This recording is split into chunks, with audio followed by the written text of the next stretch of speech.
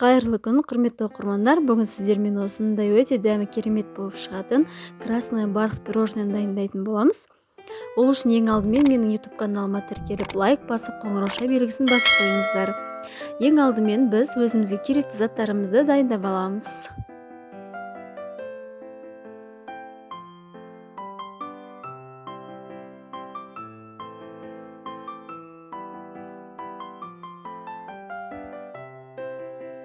Келесі кезекте жұмыртқамызды осылай араластырып, үстіне шекерімізді аз-аздан салып отырып, жақсылап көпіргенше араластырамыз.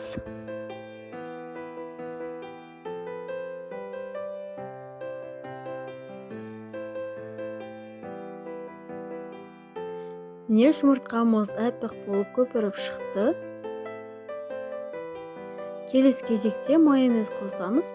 Егер сіздер қаласаңыздар, айран қоссаңыздар болады.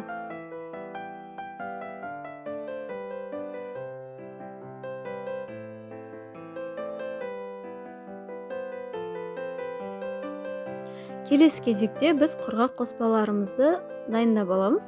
Ол үшін алдымен иленген ұнның үстіне разрыхитель саламыз.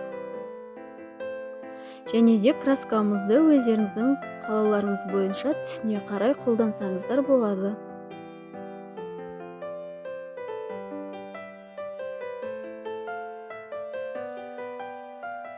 Бұл жерде мен 1 чайная ложка қостым.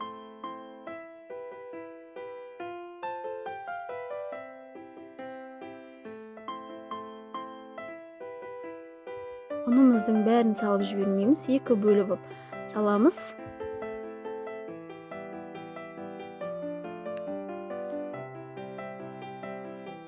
Кішкене бірінші осылай миксерді қоспай тұрып араластырып жіберіңіз. Сонда ұнымыз жан-жағына шашырап кетпейді.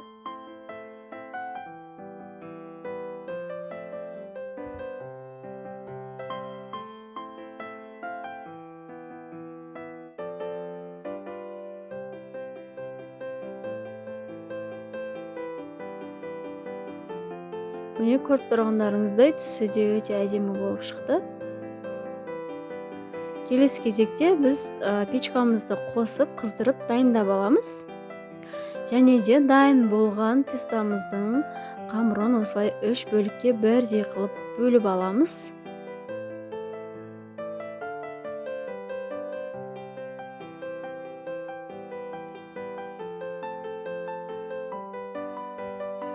Дайын қызып тұрған пеште осылай бөлінген бөліктерімізді корждарын пісіріп аламыз. 7-10 минут аралығында пісіп қалады. Печкаңыздың қызуына байланысты.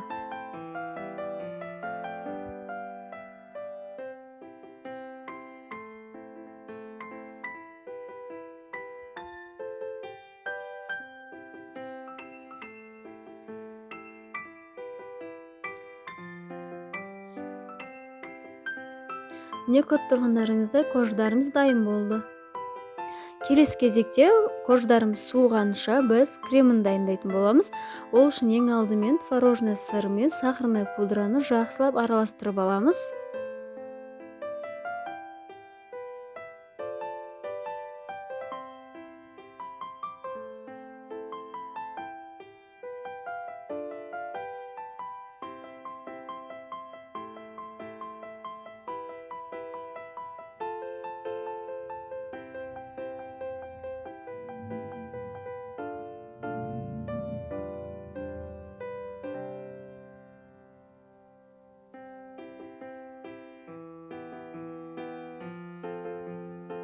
Міне дайын болған творожный мен сахарный пудрамызды сливкидің үстіне салып, оны да жақсылап қою крем болғанша жақсылап араластырамыз.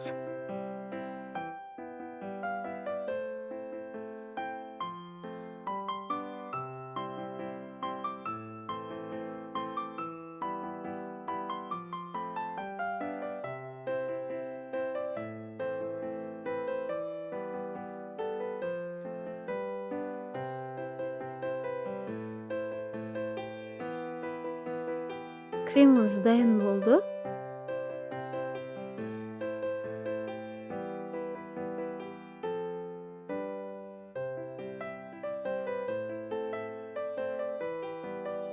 Келесі кезекте осы дайын болған кремімізден аз ғана бөлігін алып қоямыз, өйткені ол бізге пирожныйымыздың бетін сәндегенге керек болады.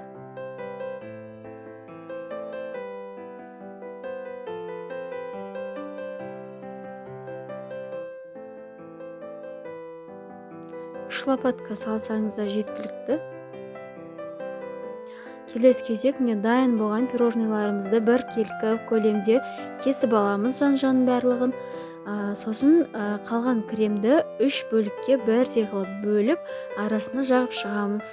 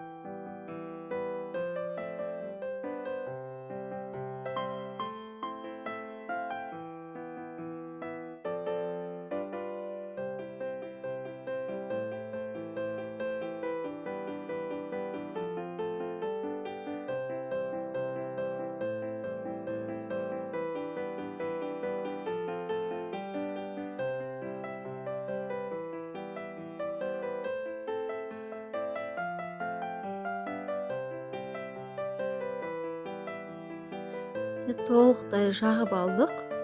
Келесі кезекте осы корждығымыздың жанына шыққан артығының барлығын осылай майдалап аламыз, крошка жасаймыз.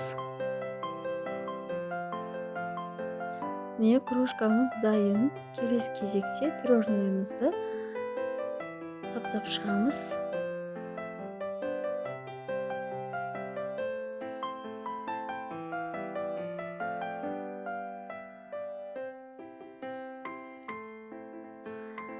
Пирожныйларыңыздың көлемін өздеріңіздің қалауларыңыз бойынша бөліктерге бөлсеңіз болады. Бұл жерде менде бір лестен 33 штук шығардым.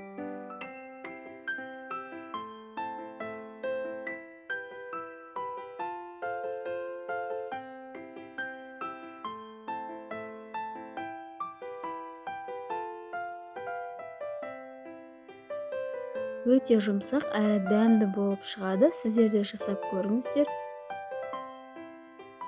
Келесі кезекте бізде осылай бетіне жаңағы алып қойған кремімізден сәндік үшін гүлін жасап шығамыз.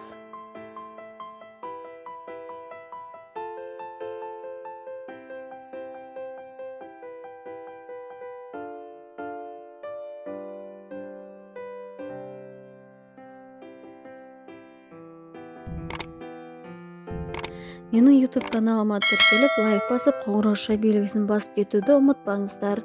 Міне дайын болды, ас болсын. Баршаңызға жасап көріңіздер сіздерде.